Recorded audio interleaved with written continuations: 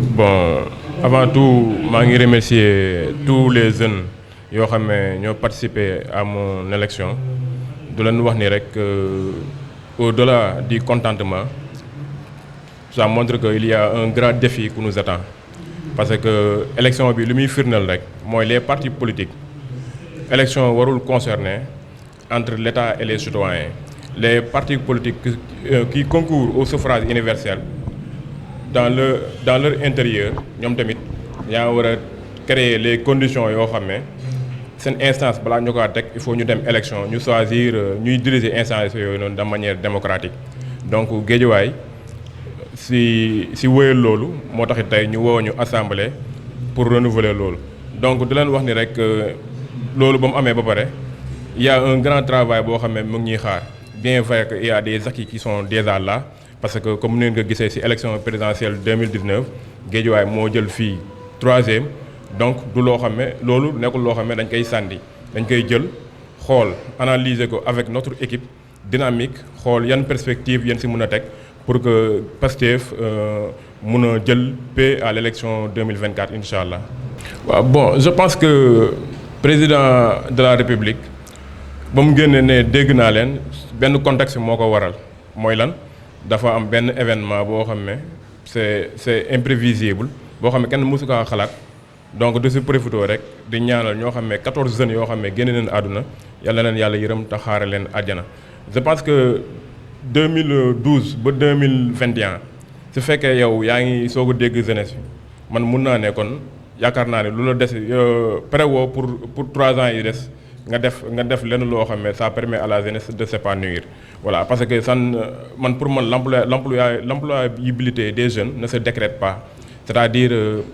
c'est quelque chose qu'on prévient pour mën a génne jeunesse bi su nguute bi ñuy nekk pour mën a tax jeunesse bi dootul xalaat à l'immigration clandestine wàññi banditisme bi et autres donc je pense que il faut ñu jël au sérieux question boobu noonu ñu mun kaa traiter mais dégg boobu noonu moom ñu dégg xëy na peut-être waxu politicien la rek mais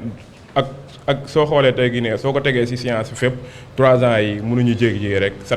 satisfaire loolu quoi franchement. bon tout ça montre que ni dans la vie il faut juste travailler te ñu bañ a tricher voilà tricher baaxul parce que soo gisee tey gi nii ñëpp pousse ma ci kanam ça ne veut pas dire que je suis plus intelligent ça ne veut pas dire que je suis le plus compétent. xëy na yàlla moo dogal loolu ñoom ñu jiital ma mais tamit au-delà de ça c'est parce que il y a un engagement qui a été exercé sur le terrain donc ñoom tamit ils ont été reconnaissants ñu pousse ma jiite organisation boobu noonu voilà. waaw loolu moom sant yàlla bu baax a baax julli ci yonent bi di gërëm suñuy waajur bu baax a baax ak ñu taxaw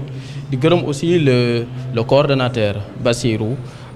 mi nga xam ne tey plébiscite bu ñu ko may rek daf koo mérité parce que il faut le dire dafa liggéey lu ko may tey ñëpp bàyyi lu ñu jàppoon pour wax ni yow yaay nekk ci kanam loolu moom sant yàlla la te loolu noonu dañ ko soxla ci mouvement politique dañoo soxla ay nit ñi nga xam ne suñ leen falee ñoom ñooy doon locomotive bi ñoom ñooy xëcc jëmale te xam naa ne moom il a tous les compétences qu'il faut pour mën a matérialiser loolu noonu voilà di gërëm ñëpp vraiment en fait lii du compétition simplement dafa fekk ni balaa ñuy naan ñun dañuy dem élection ci yeneen lii par exemple présidentielle wala territoriale wala locale yi parti politique yi ci seeni bopp ñoo war a jóg ci lii def au moins